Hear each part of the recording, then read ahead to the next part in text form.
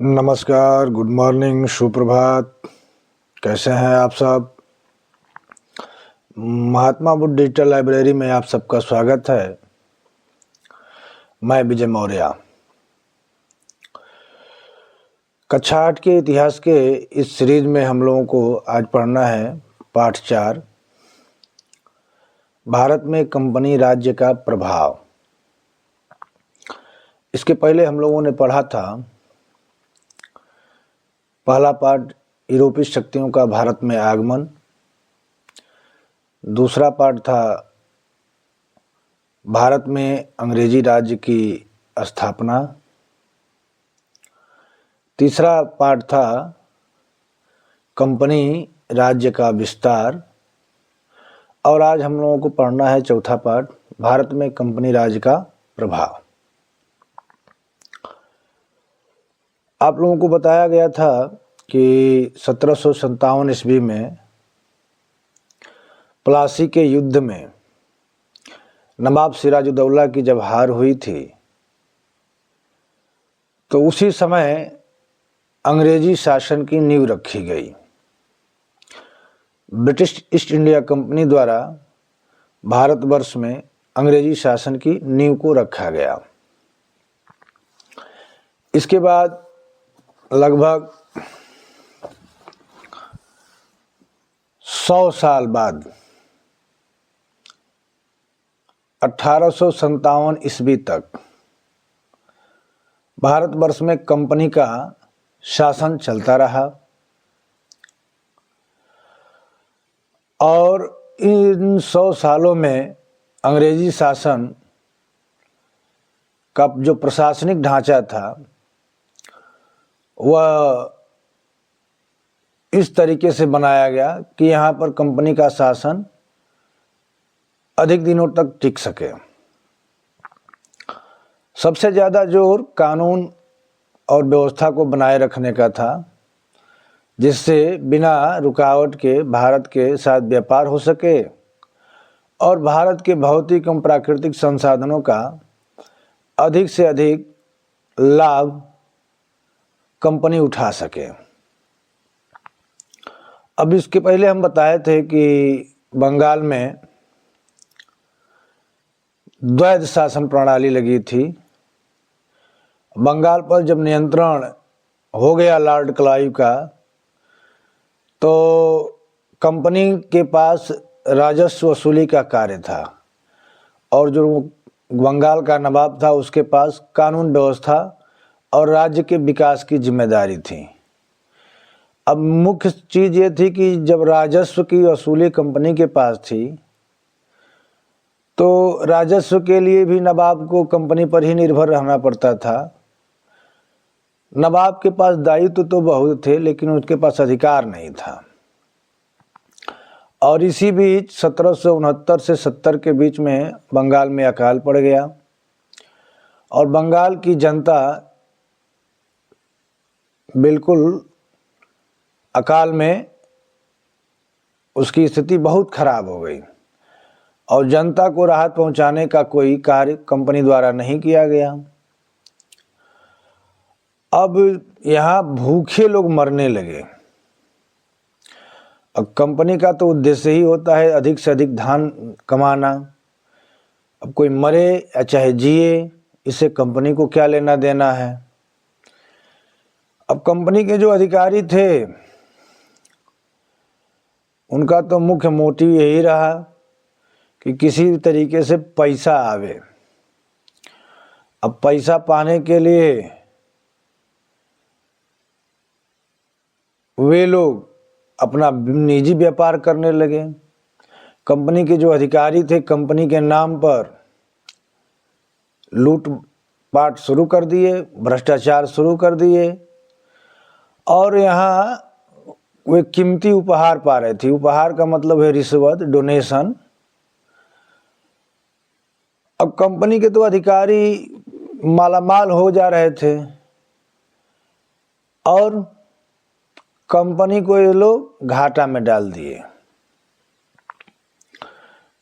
मतलब कंपनी के अधिकारी मालामाल हो जाए और कंपनी घाटे में चली जाए, यह प्रथा आज से नहीं है। ये ब्रिटिश ईस्ट इंडिया कंपनी जब भारत में आई, बहुत दिनों तक फली फूली, तो जब यह लगभग शासन 90 साल तक कर ली, तो 1857 के इर्द गिर्द में कंपनी के अधिकारी इस टाइप के हो गए कि वे कंपनी को घाटा में दिखाने लगे। अब उसका मुख्य कारण था कि जो कंपनी के अधिकारी थे वे अपना निजी व्यापार करने लगे और वे अपना धन कमाने लगे।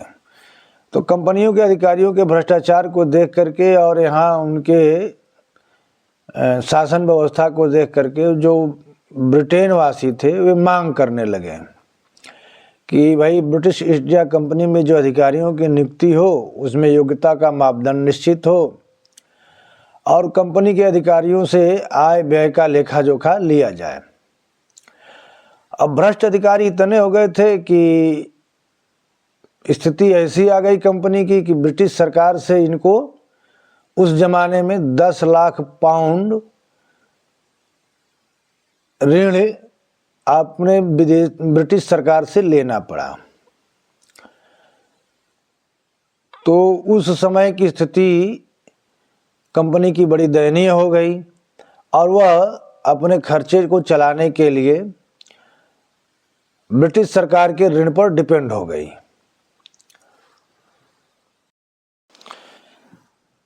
और भारतवर्ष में कंपनी का एक बहुत बड़े भूभाग पर आधिपत्य हो गया था।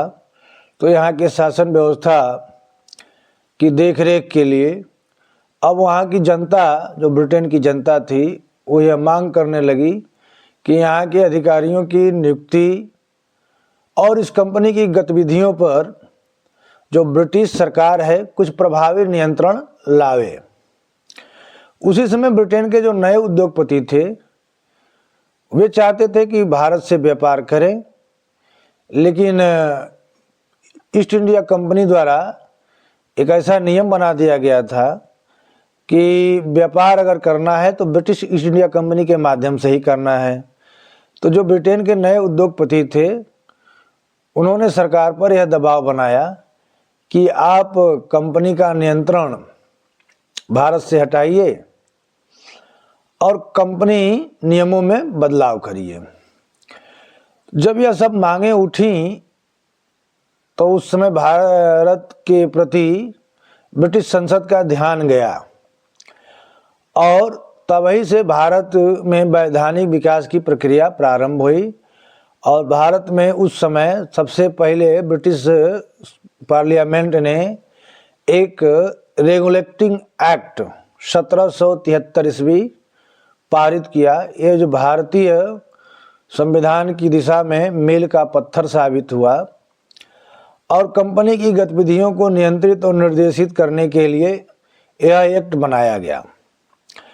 जो कंपनी के डायरेक्टर थे उनसे कहा गया कि वे कंपनी के राजनीतिक, व्यापारिक, असैनिक, सैनिक और राजस्व संबंधी सभी दस्तावेज ब्रिटिश संसद के सामने रखें। कंपनी के अधिकारी अतिरिक्त धन न कमाएं, इसके लिए आवश्यक हो गया कि जब वे इंग्लैंड से वापस लौटें तो अपनी संपत्ति का ब्यौरा दें। आते समय उनकी क्या संपत्ति थी और यहाँ से जब वो अपना कार्यकाल पूरा करके जाएं उस समय उनकी क्या संपत्ति है, इसका एक ब्यौरा दें। और इसी एक्ट के अंतर्गत बंगाल के गवर्नर को कंपनी के संपूर्ण भारतीय क्षेत्र का गवर्नर जनरल नियुक्त किया गया और उसकी बंगाल के गवर्नर जनरल की मदद के लिए 4 सदस्यों की एक परिषद बनाई गई और न्याय व्यवस्था को पुनर्गठित करने के लिए कोलकाता में एक सर्वोच्च न्यायालय की स्थापना हुई। अब यहाँ से जो नवीन भारत है, आधुनिक भारत है, जिसको हम आज देख रहे हैं, अब उसका निर्माण धीरे धीरे 1773 ईस्वी से प्रारंभ हो गया। इसके बाद 1784 ईस्वी में पिट्स इंडिया एक्ट ब्रिटिश संसद ने पारित किया और इस अधिनियम के द्वारा ब्रिटेन में एक नियंत्रण परिषद, जिसको बोर्ड ऑफ कंट्रोल कहते हैं, उसकी स्थापना हुई और इस परिषद के द्वारा ब्रिटिश सरकार को भारत में कंपनी के सैनिक असैनिक राजस्व सभी मामलों में एकाधिकार प्राप्त हो गया है। या ये कहिए कि अब ब्रिटिश संसद भारत से संबंधित निर्णय लेने लगी। गवर्नर जनरल को भारत स्थित सभी ब्रिटिश फौजों का मुख्य सेनापति बना दिया गया और व्यवसायिक मामलों में कंपनी की स्थिति को यथावत रखा गया कि भाई व्यवसाय आप जैसे पहले कर रहे थे उस टाइप में करते रहिए, लेकिन प्रशासनिक जो व्यवस्था है वो गवर्नर जनरल उसके हेड होंगे, जैसे इस समय प्रधानमंत्री या राष्ट्रपति हेड होते हैं उस टाइप में गवर्नर जनरल को बना दिया गया। इस कानून के द्वारा प्रशासनिक ढांचे का एक निर्माण हुआ और जिसके आधार पर 1857 ईस्वी तक भारत में कंपनी का शासन चलता रहा। अब 4 गवर्नर जनरल उस समय थे, 3 गवर्नर जनरल थे। एक गवर्नर जनरल था बंगाल में, एक गवर्नर था चेन्नई में और एक गवर्नर था मुंबई में।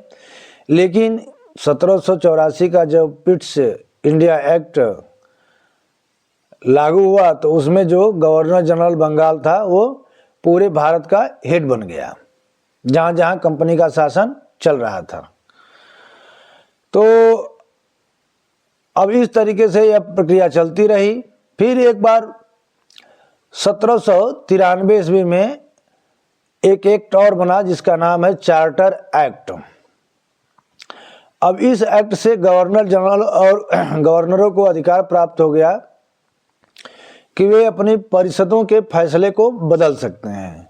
जो उनकी परिषद थी, अब इससे मुंबई और चेन्नई की सरकारों पर गवर्नर जनरल का नियंत्रण बढ़ गया। गवर्नर जनरल को ज़्यादा पावर दे दिया गया। इसके बाद एक एक्ट बना चार्टर एक्ट 1813। तो इस एक्ट से चाय के व्यापार को छोड़ करके कंपनी के व्यापारिक एकाधिकार को समाप्त कर दिया गया। वहाँ पर उद्योगपति मांग कर रहे थे कि भाई हम लोगों को भी अवसर दिया जाए भारत से व्यापार करने के लिए। तो 1813 के चार्टर एक्ट के तहत सभी ब्रिटिश निवासियों को भारत से व्यापार करने की स्वतंत्रता मिल गई, लेकिन जो चाय का व्यापार था वो अभी ईस्ट इंडिया कंपनी के ही जिम्मे छोड़ा गया। भारत में शिक्षा के प्रसार पर व्यय करने के लिए उस समय शिक्षा का बजट 1 लाख रुपया निर्धारित कर दिया गया और कहा गया कि इस 1 लाख रुपये में भारतीयों की शिक्षा दीक्षा की व्यवस्था के प्रचार प्रसार पर खर्चा किया जाएगा। गवर्नर जनरल एवं गवर्नरों की नियुक्ति का अधिकार कंपनी के निदेशकों के पास बना रहा, परंतु उसमें ब्रिटेन की सरकार की स्वीकृति आवश्यक हो गई। अब धीरे धीरे ब्रिटिश संसद भारतवर्ष में अपना नियंत्रण स्थापित शुरू कर दी। इसके बाद यह प्रक्रिया इसी कानून के तहत 20 साल तक समय गुजरा। उसके बाद चार्टर एक्ट 1833 पास हुआ और जब वहाँ के उद्योगपति थे वो कहने लगे कि अरे भाई ठीक है, सब जगह व्यापार करने की छूट मिल गई, लेकिन हमको चाय का भी व्यापार होना, उसमें भी हम लोग शरीक होना चाहते हैं। तो ब्रिटेन के नए उद्योगपति चाय के व्यापार में भी शरीक होना चाहते थे और वे धीरे धीरे वहाँ पर ब्रिटिश सरकार से मांग शुरू कर दिए थे। तो जब चार्टर एक्ट 1833 बना तो इस एक्ट से चाय के व्यापार पर कंपनी का एकाधिकार समाप्त कर दिया गया। अब पूरे व्यापार पर ब्रिटिश नागरिकों को छूट दे दिया गया कि आप भारत से व्यापार कर सकते हैं। अब यह ओपन मार्केट हो चुकी थी ब्रिटेन वासियों के लिए। ईस्ट इंडिया कंपनी के पास भारत में अंग्रेजी राज्य प्रशासन चलाने का केवल रह गया अधिकार। अब उनका जो व्यापारिक अधिकार था वो समाप्त कर दिया गया और कहा गया कि अब आप केवल प्रशासन पर ध्यान दीजिए। गवर्नर जनरल को अपनी परिषद की सलाह से कानून बनाने का अधिकार प्राप्त हो गया। मुंबई तथा चेन्नई की सरकारों से कानून बनाने का अधिकार छिन गया और पूरा का पूरा अधिकार बंगाल के गवर्नर जनरल के पास आ गया। बंगाल का गवर्नर जनरल जो कानून बनाता था उसको मुंबई तथा चेन्नई जो रेजिडेंसी थी उनको भी उस कानून का पालन करना अनिवार्य हो गया था। अब फिर 20 साल बाद चार्टर एक्ट 1853 बना तो इस एक्ट से गवर्नर जनरल की परिषद में 6 सदस्य और बढ़ा दिए गए, जो ब्रिटिश संसद द्वारा मनोनीत किए गए। गवर्नर जनरल की जो शासन चलाने वाली एक परिषद थी, तो उसको ब्रिटिश संसद द्वारा उसमें 6 सदस्य और मनोनीत करके भेजे जाने लगे। परिषद जो था, परिषद ने कानून बनाने वाली व्यवस्थापिका का एक ढांचा ले लिया, एक रूप धारण कर लिया, और इससे कंपनी शासन पर ब्रिटिश सरकार का नियंत्रण और अधिक बढ़ गया। कंपनी ने सरकार की सेवा के उच्च पदों पर नियुक्ति हेतु नागरिक सेवा प्रतियोगिता परीक्षा की व्यवस्था की, जिसको हम लोग इस समय IAS PCS की परीक्षा कहते हैं। तो चार्टर एक्ट 1853 में IAS PCS या सिविल सर्विस जिसको हम कहते हैं, तो सरकार की सेवा के उच्च पदों पर नियुक्ति हेतु एक प्रतियोगी परीक्षा का व्यवस्था किया गया। ये ध्यान दीजिएगा, यह 1853 ईस्वी में किया गया। तो उस समय ये नींव पड़ गई। इस प्रकार उक्त सभी चार्टर अधिनियमों का परिणाम यह हुआ कि भारत में अंग्रेजी राज जो कंपनी के निदेशकों के प्रशासनिक आधार पर चलते थे, धीरे धीरे उनका अधिकार घटता गया और उस पर ब्रिटिश सरकार का नियंत्रण स्थापित होता गया। कंपनी शासन के 3 मुख्य आधार थे: नागरिक सेवा जिसको सिविल सर्विस कहते हैं, सेना तथा पुलिस, और न्याय व्यवस्था। और ब्रिटिश भारत में हर जिले में राजस्व की वसूली के लिए एक कलेक्टर की नियुक्ति होती थी। कलेक्टर माने इकट्ठा करना, और इकट्ठा करने वाले को कलेक्टर। राजस्व वसूली का जो सबसे हेड होता था जिले में, उसको कलेक्टर बोलते थे। और कानून व व्यवस्था बनाए रखने के लिए एक पुलिस सुपरिटेंडेंट, जिसको आज के ज़माने में SSP बोलते हैं, तो पुलिस सुपरिटेंडेंट, अधीक्षक, और न्याय व्यवस्था के लिए एक जज की नियुक्ति होती थी। तो यहीं से जो वर्तमान की स्थिति आपको देखने को मिलती है, वह अंग्रेजी शासन की जो एक व्यवस्था बनी है उसी के रूप में देखने को मिलती है। तो ब्रिटिश भारत में इन पदों पर भारतीयों की नियुक्ति नहीं हो सकती थी। कंपनी के शासकों ने हिंदुओं और मुसलमानों के व्यक्तिगत कानूनों, रीति रिवाजों, विवाह आदि संबंधित कानूनों में हस्तक्षेप करना उचित नहीं समझा। उनके लिए पूर्व प्रचलित कानूनों के आधार पर न्याय किया जाता था, और यहाँ की जो सामाजिक व्यवस्था थी उसमें उन लोगों ने हस्तक्षेप देने की कोई ज़रूरत अभी नहीं समझी। 1774 ईस्वी में ही एक सुप्रीम कोर्ट की स्थापना हो गई थी, और उसके पश्चात प्रांतीय तथा जिला अदालतों की भी स्थापना हुई, और इस न्याय व्यवस्था में कानून के अनुसार न्याय किए जाने पर बल दिया गया। किंतु यूरोपीय और भारतीयों के लिए एक समान कानून नहीं थे, उनके न्यायाधीश भी अलग अलग थे। जैसे एक हमारे यहाँ एक विवादित किताब है, मनुस्मृति है, तो उसमें ब्राह्मण, क्षत्रिय, वैश्य, धर्म, शूद्र के लिए अलग अलग क्राइटेरिया का कानून है।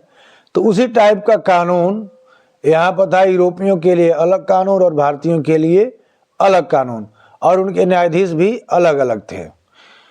तो इस टाइप में ये न्याय व्यवस्था उस समय पुष्पित और पल्लवित हुई।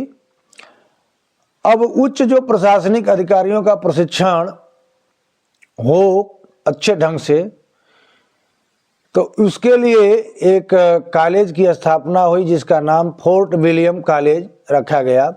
यह सन 1801 में कलकत्ता में फोर्ट विलियम कॉलेज की स्थापना हुई, और उसमें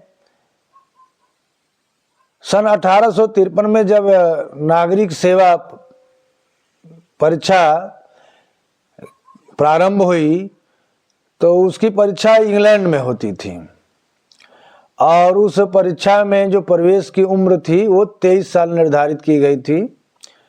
तो अब उसको घटा करके 21 वर्ष किया गया, और 1876 में 21 वर्ष से घटा के 19 वर्ष कर दिया गया। और इस परीक्षा का जो मीडियम था, माध्यम था, वो अंग्रेजी भाषा था। तो इस कारण भारतीयों के लिए जो सिविल सेवा परीक्षा थी उसमें चयन होना कठिन हो गया था। लेकिन आपको बता दें कि सुभाष चंद्र बोस जी ने उस जमाने में भी सिविल परीक्षा को पास किया था। वे चाहते तो खूब मौज से बढ़िया एकदम कलेक्टर बनते और मौज मारते, लेकिन उन्होंने देश के लिए उस समय कलेक्टरी के पद को छोड़ा था। इसीलिए आज हम उनको नेताजी के नाम से जानते हैं, बड़े सम्मान और अदब के साथ उनका हम नाम लेते हैं। तो चलिए आगे देखते हैं। अंग्रेजों ने 1781 में कोलकाता में एक मदरसा बनाया। देखिए, शिक्षा के लिए जो 1 लाख रुपये का बजट था, तो उसमें 1781 ईस्वी में एक मदरसा बना। 1792 ईस्वी में बनारस में एक संस्कृत कॉलेज की स्थापना हुई। विलियम जोन्स ने एशियाटिक सोसाइटी की एक स्थापना की, जिसका उद्देश्य था प्राचीन भारतीय इतिहास और संस्कृति की जानकारी इकट्ठा करना। उसी समय एक महान समाज सुधारक हमारे देश में हुए, जिनका नाम राजा राम मोहन राय था। उस समय यहाँ बड़ी एक दुर्व्यवस्था थी, सती प्रथा था कि जब पति मर जाता था तो पत्नी को जबरन, मतलब अब सोचिए आप कितना कुप्रथा था कि जिसका हस्बैंड मर जाए तो उसकी वाइफ को ज़बरदस्ती उस चिता में बैठा करके जलाया जाता था। और उस समय इसी को बेवकूफ़ सब धर्म समझते थे। असल में क्या है ना कि ये इंडिया है, भारत है, और यहाँ बेवकूफ़ों की संख्या आज से थोड़े ज़्यादा रही है, बहुत दिनों से ज़्यादा रही है। और जो काम मतलब खराब होता है उसको ये लोग धर्म का रूप दे देते हैं। अब बताइए, किसी महिला को जिंदा ज़बरदस्ती जला रहे हैं और उसको ये धर्म का रूप दे दिए थे बेहुदे। और उसमें जब बदलाव के लिए राजा राम मोहन राय प्रयास कर रहे थे, तो जो इस समय बदलाव के विरोधी हैं उस समय भी रहे, ऐसा नहीं है। जब भी आप समाज में बदलाव की बात करेंगे तो जो बेहुदे टाइप के लोग होते हैं, जो बदलाव को स्वीकार नहीं कर सकते हैं, वे हमेशा उसका विरोध करते हैं। अब बेहुदे टाइप का मतलब असभ्य लोग। देखो, सभ्यता और असभ्य, सभ्य वो होता है जो देश काल परिस्थिति के हिसाब से अपने आप को बदलता रहता है, उसको हम लोग सभ्य मानते हैं।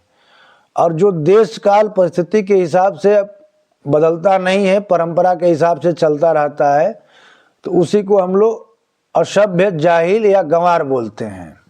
ध्यान देना, असभ्य, जाहिल और गंवार कौन होता है? जो देश काल परिस्थिति के हिसाब से स्वयं में बदलाव नहीं लाता है, वो असभ्य, जाहिल और गंवार कहलाता है।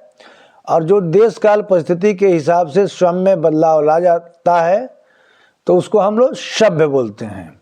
और इसी से सभ्यता का निर्माण होता है। एक पीढ़ी से जब हम दूसरी पीढ़ी में प्रवेश करते हैं तो निश्चित रूप से उस समय के आचार विचार व्यवहार में कुछ न कुछ परिवर्तन होता ही है। और जो उस परिवर्तन को स्वीकार कर लेता है तो वह सभ्य, और जो उस परिवर्तन को स्वीकार नहीं कर पाता है तो उसको असभ्य, जाहिल और गंवार कहते हैं।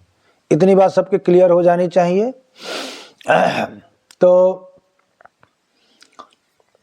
राजा राम मोहन राय की हम चर्चा कर रहे थे। तो राजा राम मोहन राय उस समय हमारे भारतीय समाज में बदलाव लाना चाहते थे, और जो ये कुप्रथा थी, सती प्रथा, उसको ये नष्ट कराना चाहते थे। तो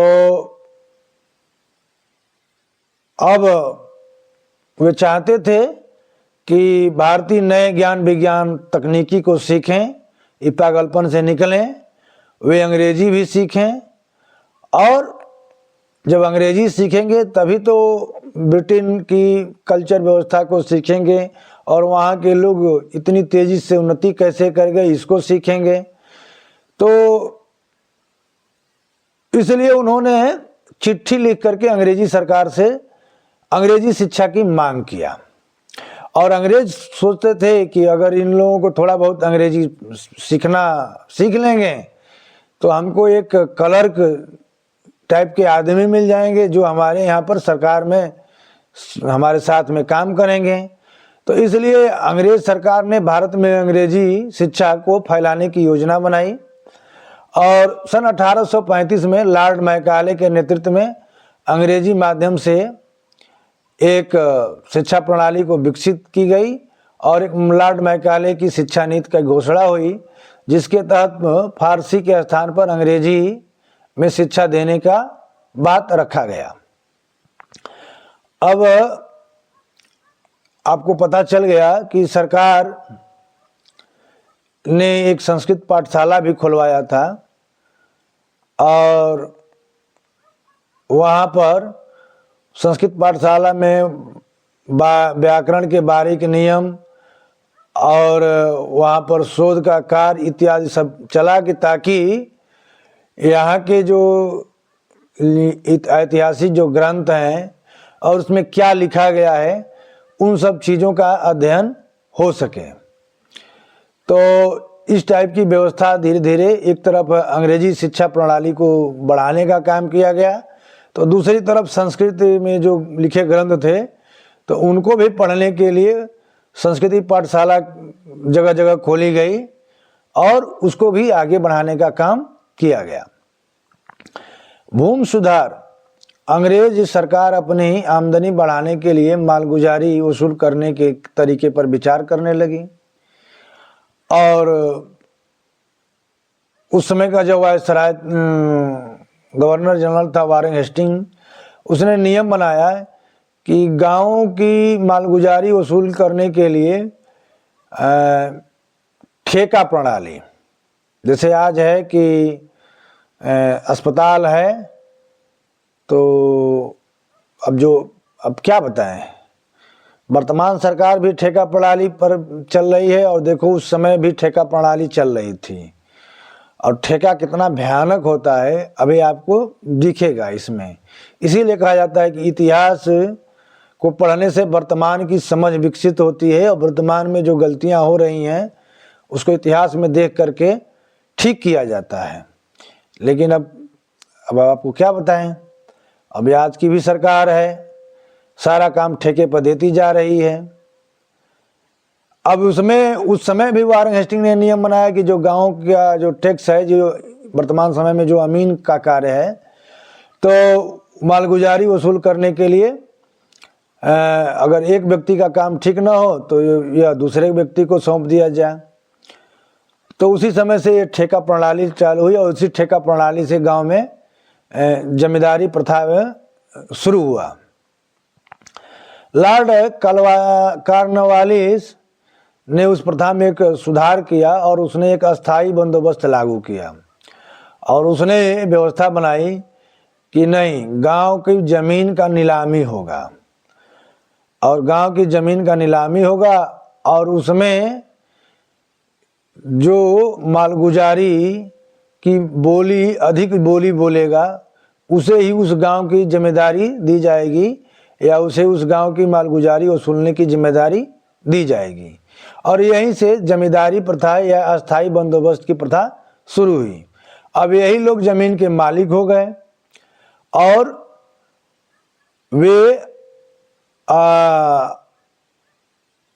ज़मीन के जब मालिक हो गए तो वे छोटे छोटे टुकड़े गरीब किसानों में देने लगे और जो टैक्स जो मालगुजारी अंग्रेज इनके ऊपर लगाए थे तो ये उसका डेढ़ा लगा करके, दूना लगा करके और अपने से नीचे वाले कर्मचारियों को, अरे नीचे वाले किसानों को देते थे और इस तरीके से गांव में एक व्यवस्था बनी।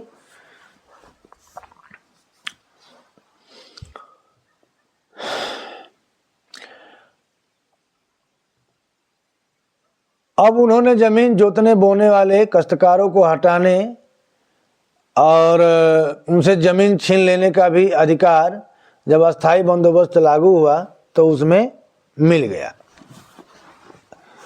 और यह प्रथा बंगाल, उड़ीसा और अवध प्रांतों में प्रारंभ की गई। एक दूसरी और व्यवस्था थी रैयतवाड़ी प्रथा।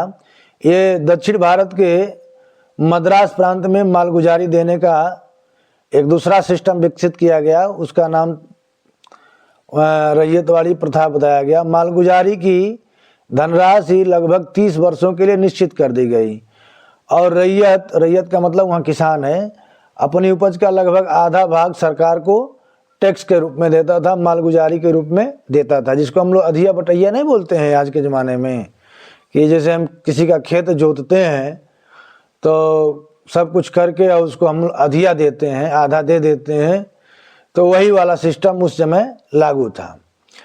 मालवाड़ी प्रथा थी। उत्तर प्रदेश के पश्चिम में दिल्ली और पंजाब के आसपास मालगुजारी कई गांवों के समूहों के स्वामियों से वसूल की जाती थी और ये समूह महाल उस समय कहलाते थे, इसलिए इस प्रथा को मालवाड़ी प्रथा कहते थे। सरकार महाल पर समवत रखने वाले मालगुजारी वसूल करने वालों से समझौता करती थी और इस तरीके से वहाँ से टैक्स की वसूली करती थी।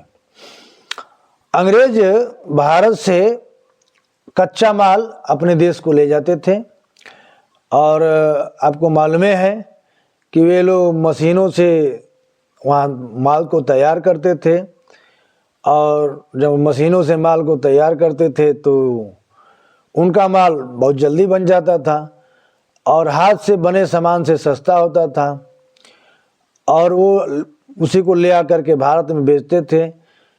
तो ये उस समय भारत का जो धंधा पानी था, जो यहाँ के कुटीर उद्योग थे, तो इंग्लैंड के समक्ष टिक नहीं पाए और इस कारण भारतीयों का उद्योग धंधों का विनाश हो गया। अब जैसे आज के ज़माने में आपको बता दें, पहले छोटे छोटे व्यापारी होते थे, अब जब से अडानी जी और अंबानी जी ने लगभग भारत के प्रत्येक क्षेत्रों में अपने व्यापार को बढ़ाना शुरू कर दिया, तो धीरे धीरे जो छोटे छोटे उद्योग धंधों के व्यापारी थे उनका विनाश हो गया, वो लोग खत्म हो गए और ये लोग फलने फूलने और आगे बढ़ने लगे। तो आज के ही परिप्रेक्ष्य में उस समय का समझो कि जैसे जैसे बड़े उद्योगपति विकास की तरफ बढ़ते हैं तो जो छोटे छोटे धंधों के मालिक होते हैं वो उनका हरासमेंट शुरू हो जाता है और वे उनका डाउनफॉल होता है, वे नीचे गिरते चले जाते हैं। इतनी बात सबके समझ में आ गई होगी। चलिए आगे हम देखते हैं। अब इसको आप देखिए, लगान क्या है? लगान कृषि भूमि पर लगने वाला कर है। और धारा क्या होती है? किसी विषय पर बनाए गए अधिनियम या कानून को धारा कहते हैं। अब आपका किताब में प्रश्न है, इसको आप देखिए और अपने मन से ही उसको लिखने का प्रयास करिए। अब जैसे बंगाल में दोहरी शासन व्यवस्था किसने शुरू की? तो आपको बताया ही गया है कि लॉर्ड क्लाइव के ज़माने में शुरू हुआ। फोर्ट विलियम कॉलेज कहाँ बना? तो कोलकाता में बना। सुप्रीम कोर्ट की स्थापना 1773 ईस्वी के समय में हुआ। पिट्स इंडिया एक्ट अभी पढ़ाए ही हैं आपके, अस्थाई बंदोबस्त भी बताए हैं, और अंग्रेजों ने भारतीय उद्योगों को किस प्रकार से नष्ट किया ये भी आपको अभी जस्ट बताए हैं। तो इस तरीके से आप यहाँ पर यह पाठ समाप्त होता है, पाठ 4। अब अगले दिन हम लोग पाठ 5 का अध्ययन करेंगे।